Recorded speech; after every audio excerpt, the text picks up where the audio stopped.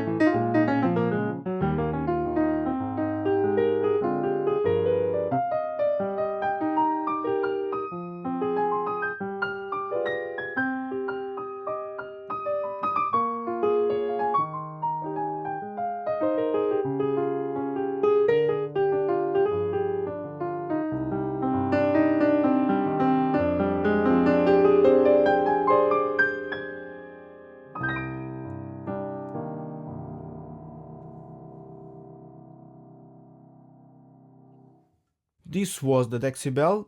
Now let's play the Numa Player with Stage D.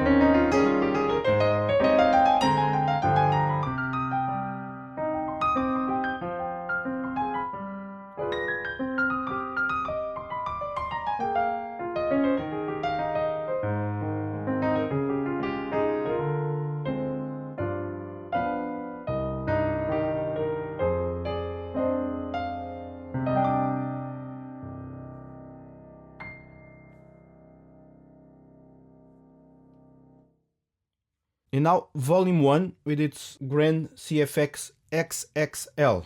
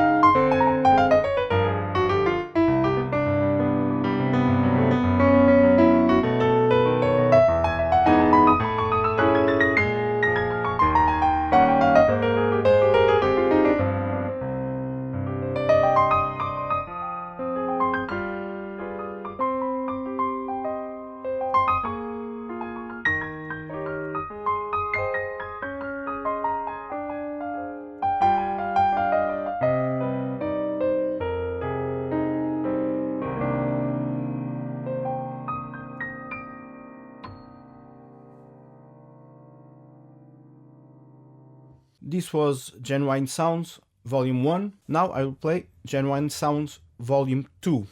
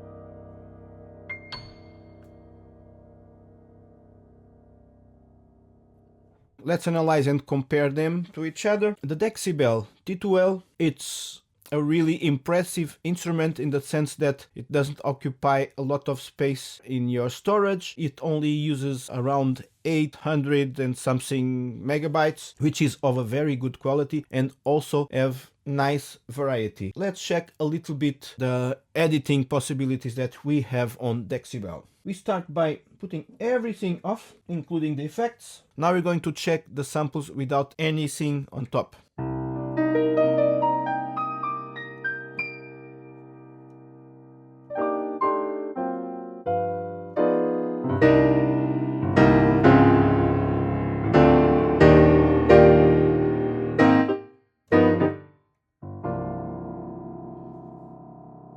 It seems to have a very nice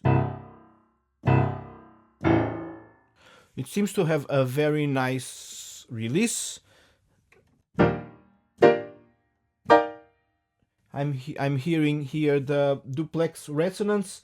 Although we don't have the possibility to change it here, it's there already present on the release.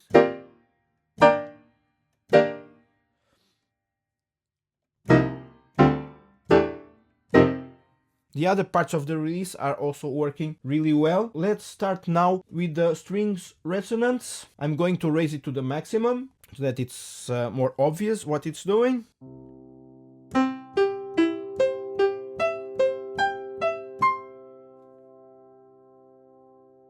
It's doing a very nice job. Let's see now with all of those keys together.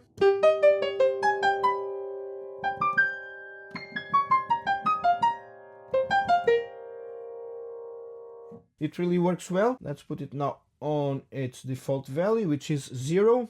And now let's check the damper resonance. I was using now without any damper resonance. Now let's see with the maximum.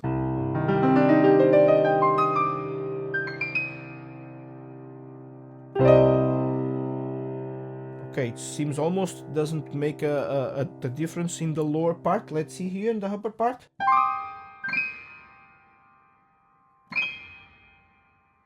It's a little bit weird. It brings up all the high frequencies.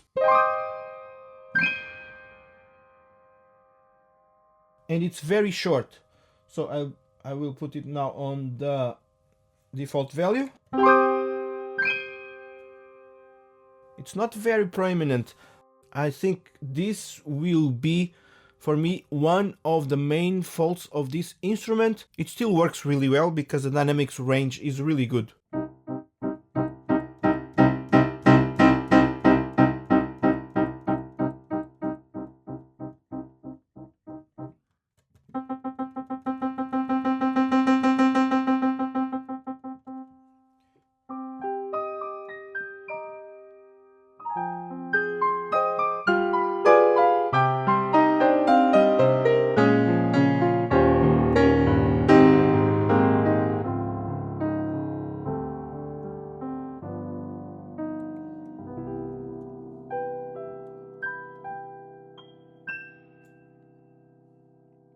really nice. That's the only thing now that I have to complain is about the damper resonance. It's too short and it's not making its job to complement the sound, to make it a little bit wider, to make it a little bit fuller, and to prolong it as it should. Otherwise, the samples there are really nice. They seem very versatile for me. Let's check what this hammer does.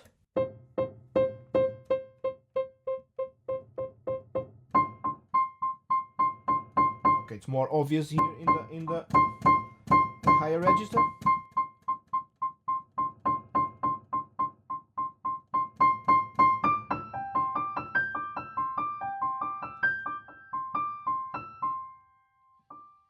If you use the hammer in the maximum, you can most probably find a more intimate sound.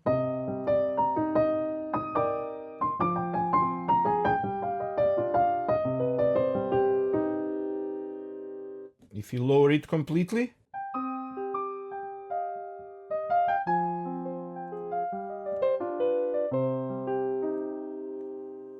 it will get completely different. So, key off. Let's see what the key off does.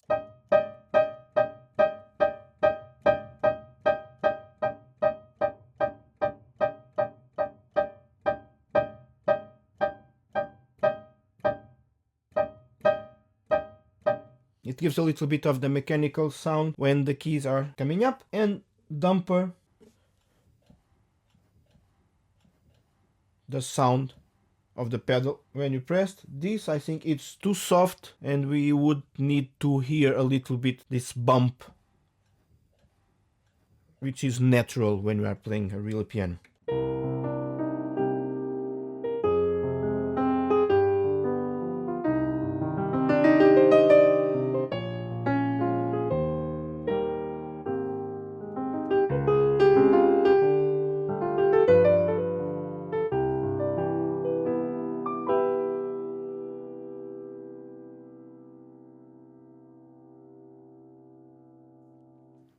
Now you have also your typical EQs and some reverbs.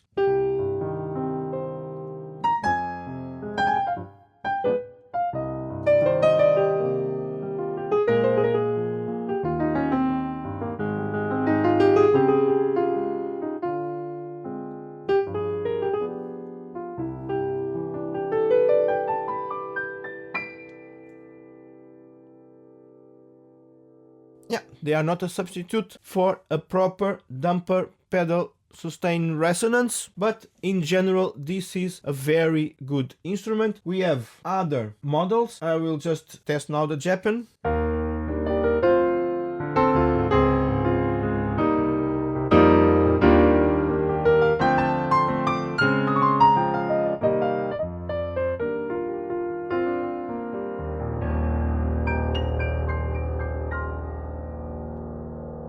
The Italian.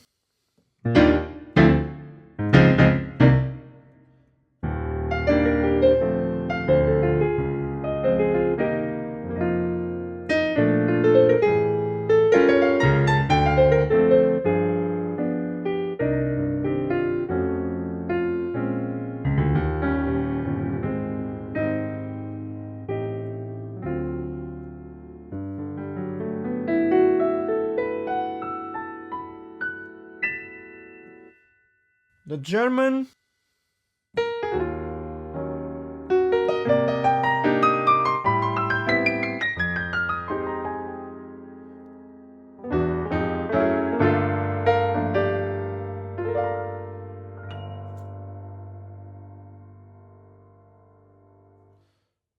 My favorite is still the USA.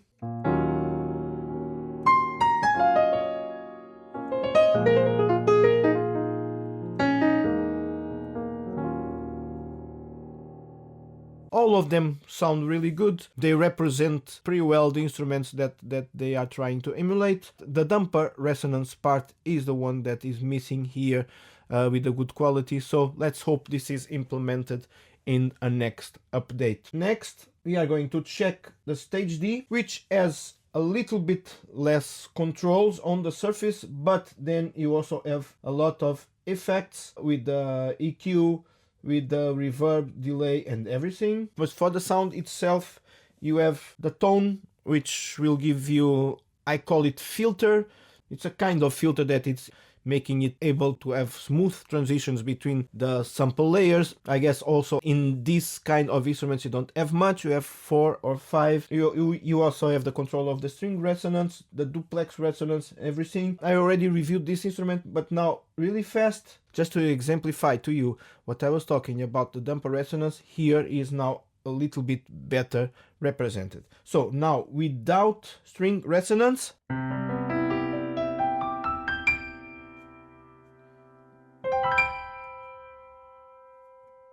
and now with the string resonance maximum.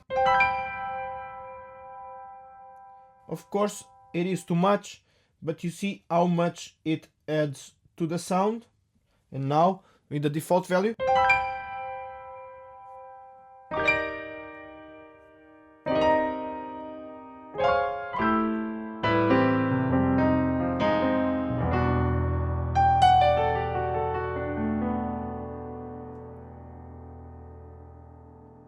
some of you might say that this is very similar to a reverb and ask me if this has a reverb, but in fact I think it's more or less like what the piano sounds like when you use the pedal.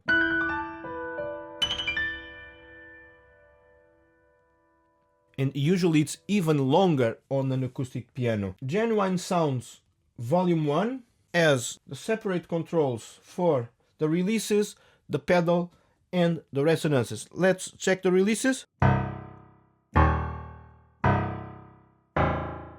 This is with the releases on the minimum value.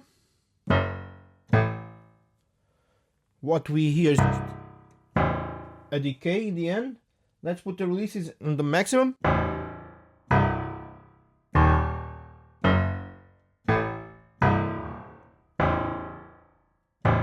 Minimum, maximum.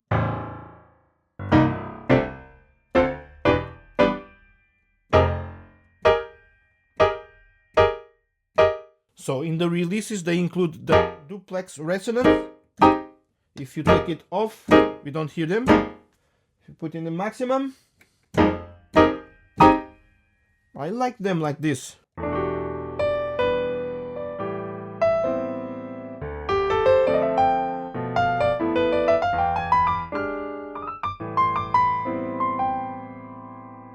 But now it is without any resonances. Let's check with the resonances in the maximum value.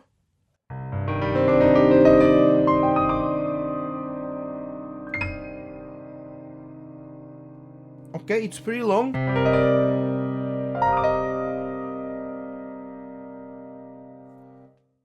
But it's too much. I also think that it was too low on the default value. I'm raising it a little bit. Let's check it.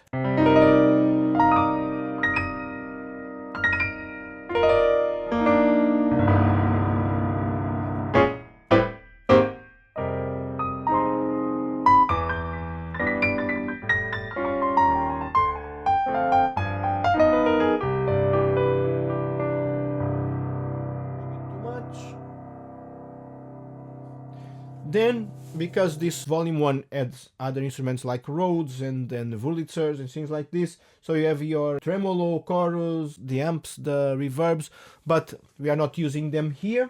I can point some faults on this instrument.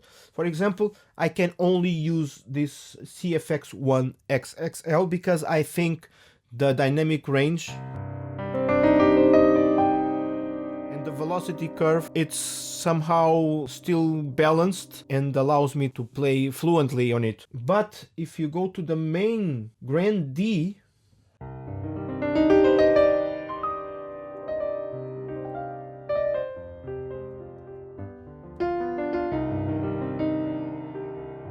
I'm not doing it on purpose. So these pianissimos have the volume so low, this gives you a really weird curve, and it doesn't help to try to change the velocity curves in the piano or even in the app, because the problem is in the samples. So the samples are positioned in a way that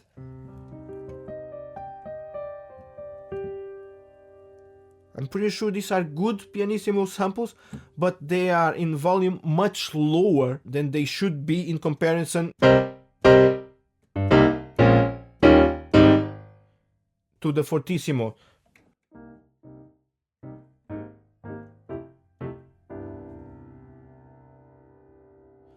Why I'm saying this? You might say, okay, but it's your problem, you're not playing it well. Well, it is not. It is not only my problem. And then in the end, I will show you an instrument that I consider to be balanced in all levels. Genuine Sounds also have now the volume 2, a multi-purpose module with all the sounds you might need. In my case, I will not need them because I have all these sounds and better and more complete apps. These are just presets. In many cases, you cannot even change anything.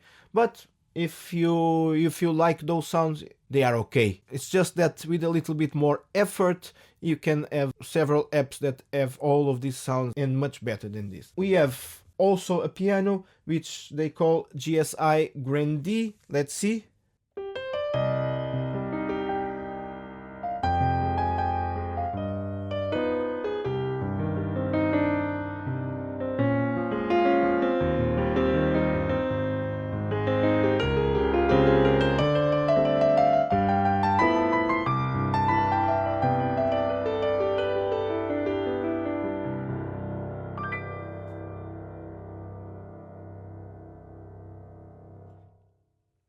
This was coming from a model called the Gemini almost 10 years ago. So in 10 years, a lot of things changed, and I don't think this sound is competitive anymore for either for hardware or for software.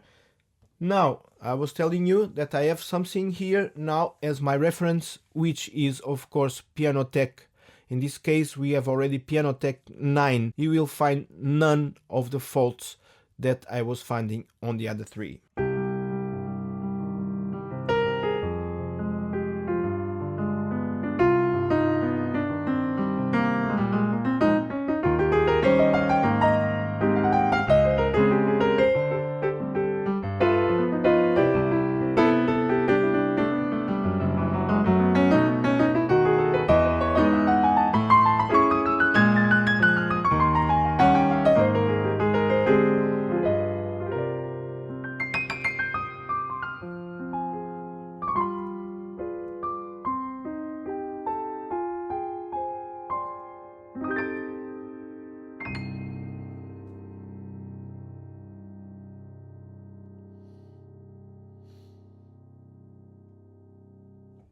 Everything about the pedal resonance, everything about the balance of the dynamic range, everything about everything is more correct here. Of course, it's also the most expensive instrument, but it's definitely worth it.